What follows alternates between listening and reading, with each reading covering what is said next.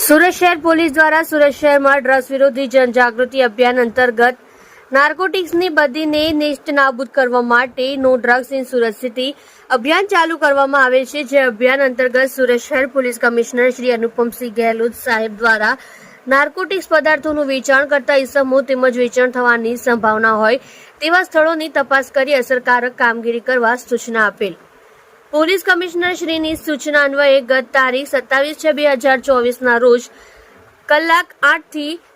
10 સુધી ડિંડોલી પોલીસ સ્ટેશનના police inspector Shri RJ Chudasama તથા સેકન્ડ પોલીસ ઇન્સ્પેક્ટર એચ.જે. સોલંકી નાઓના માર્ગદર્શન હેઠળ સર્વેલન્સના પોલીસ માણસોની અલગ અલગ ટીમો બનાવી બેસ્તાન આવાસ જ્યાંથી અગાઉ કેટલાક કિસ્સામાં એમડી ડ્રગ્સ સાથે મળી આવેલ હોય તેમજ બેસ્તાન આવાસ અને તેમની આસપાસના વિસ્તારમાં એમડી ડ્રગ્સ તથા અન્ય નાર્કોટિક્સ પદાર્થોનું વેચાણ થવાની